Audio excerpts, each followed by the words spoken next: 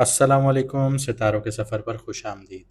आज की वीडियो में हम डिस्कस करेंगे कि ये हफ़्ता कैसा रहेगा, यानी कि हफ्तावार राशि या फिर वीकली हॉरोस्कोप।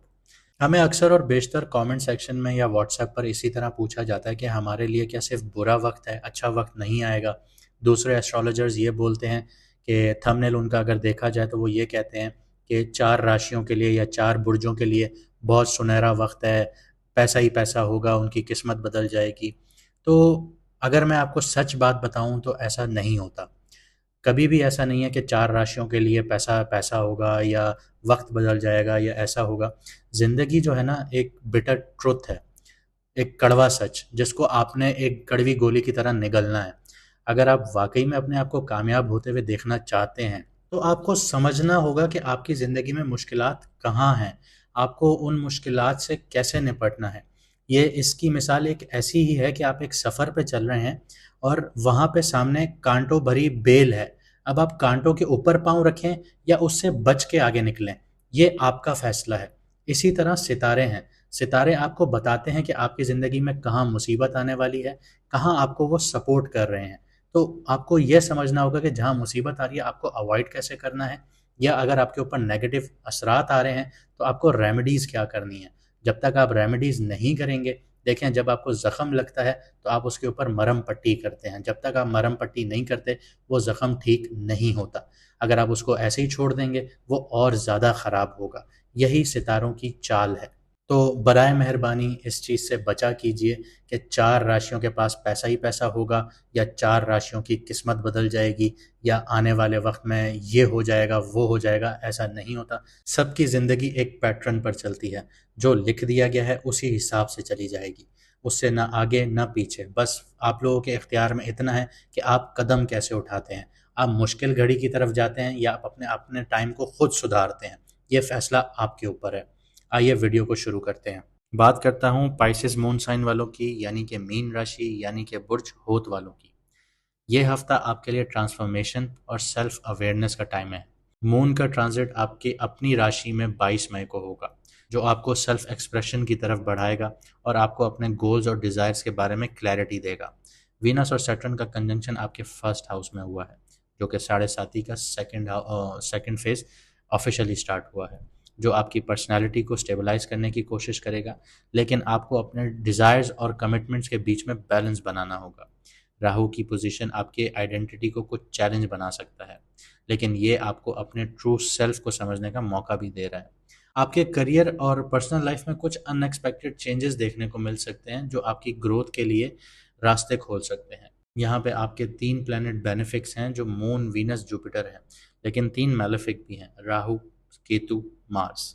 ये डीप रिफ्लेक्शन का टाइम पीरियड है और ग्रोथ तभी मिलेगी जब आप फोकस्ड रहेंगे।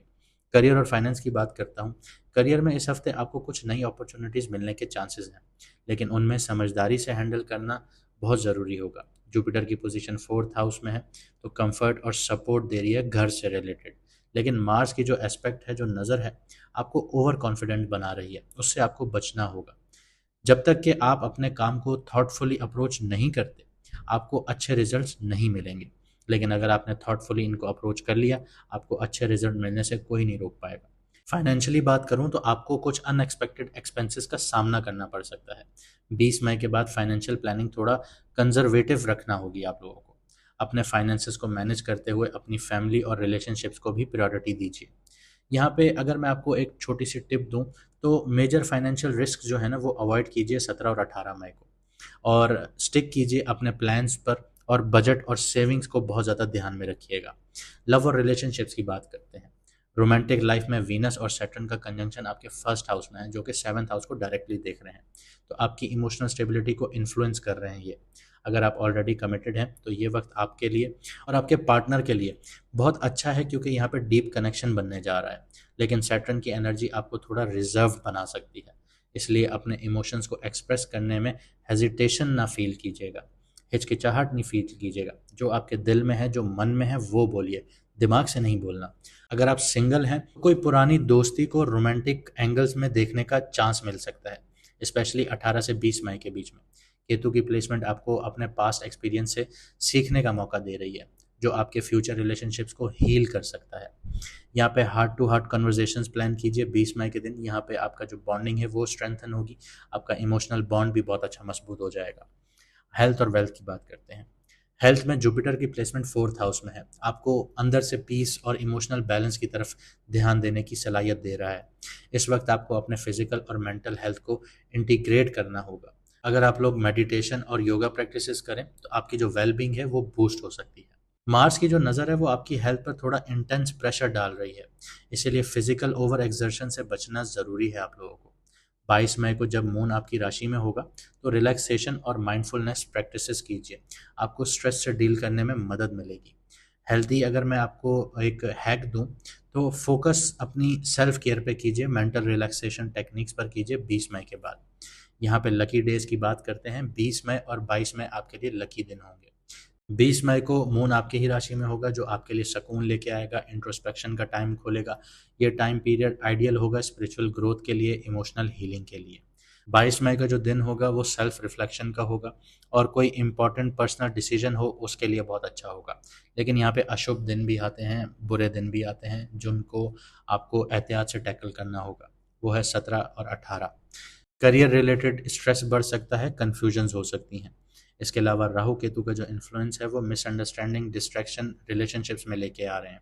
तो यहाँ पे जो जज्बात में आके फैसले लेने हैं उनसे आपको बचना होगा।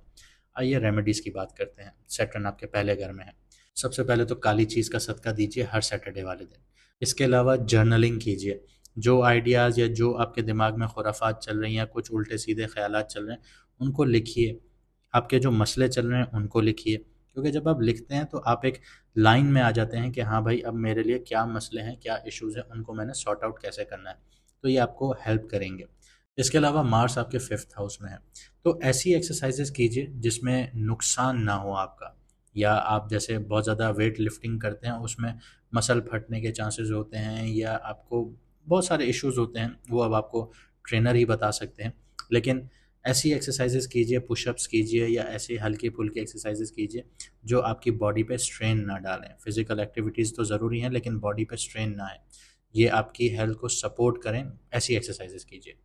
लकी कलर की बात करते हैं। सी ग्रीन आपके लिए लकी कलर है जो पाइसेस के साथ अलाइन करता है और ये आपकी छठी हिस्स को इन्हांस कर रहा है। आपकी एबिलिटी जो है, जो आप अपने आप से कनेक्ट हो जाते हैं, अपने आप से बात करते हैं, उसको इन्हांस करेगा। लकी नंबर 7 है, केतु रूल करता है। केतु विजडम लेके आता है, स्पिरिचुअल ग्रोथ लेके आता है और परफेक्ट होता है इंट्रोस्पेक्शन के लिए कि आपके अंदर क्या गलत है उसको सही किया जाए।